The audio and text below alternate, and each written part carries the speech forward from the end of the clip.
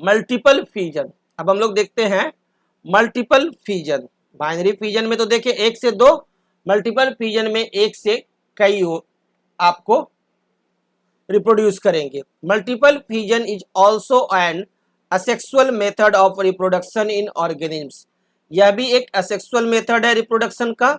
In multiple fission the parent organism splits और divides to form many new organisms at the same time.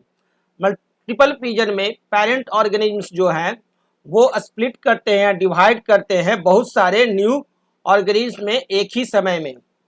This happens as follows.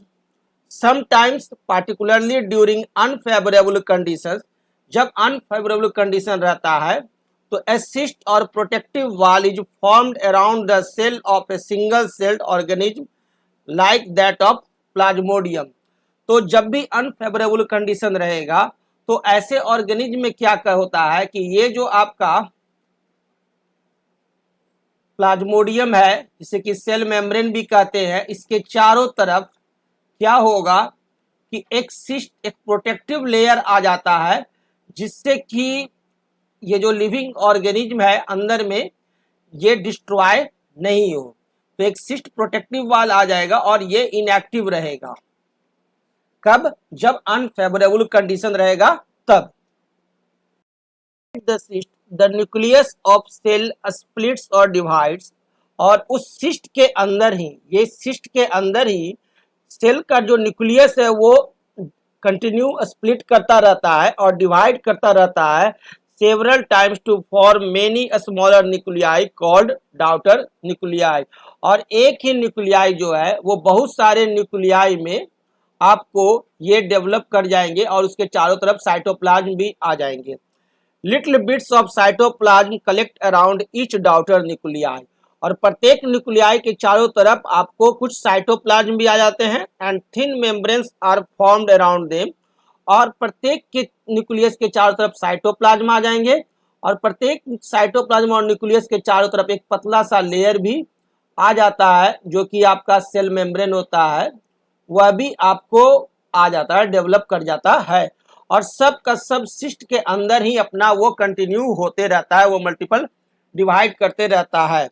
In this way many new daughter cells are formed from a single parent cell within the cyst, और इस प्रकार से एक ही cyst के अंदर बहुत सारे nuclei with cytoplasm with cell membrane आपको डेवलप कर जाते हैं।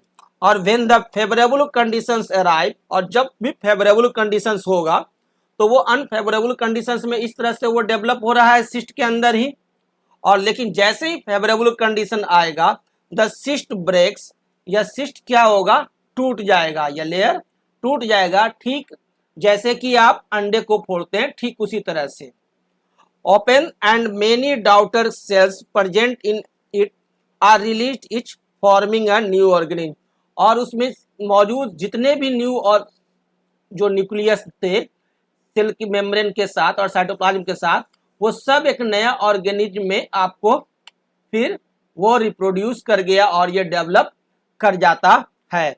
तो इस प्रकार से मल्टीपल फिजन जो है वो आपको होता है।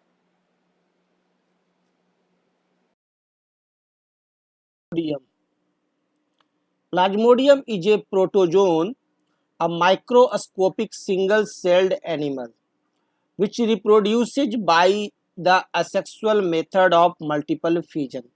प्लाज्मोडियम जो एक ऐसा प्रोटोजोन है जो कि मल्टीपल फिजन के द्वारा रिप्रोडक्शन करता है, जो कि अभी हम लोगों ने देखा। और ये कैसा है, सिंगल सेल्ड एनिमल है। और about 1000 daughter cells are produced by the multiple fission of one plasmodium cell, और एक प्लाज्मोडियम सेल से लगभग 1000 डॉटर सेल्स प्रोड्यूस हो सकता है।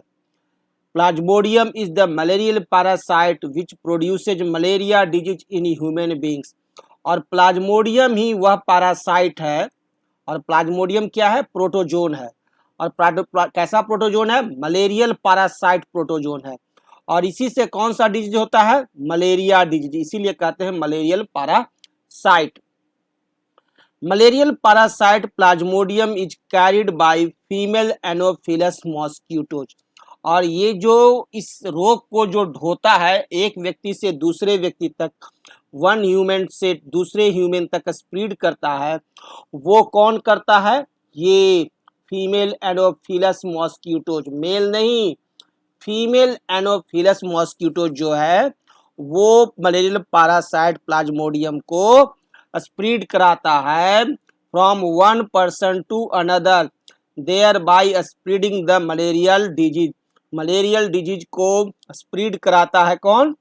Female anopheles mosquitoes.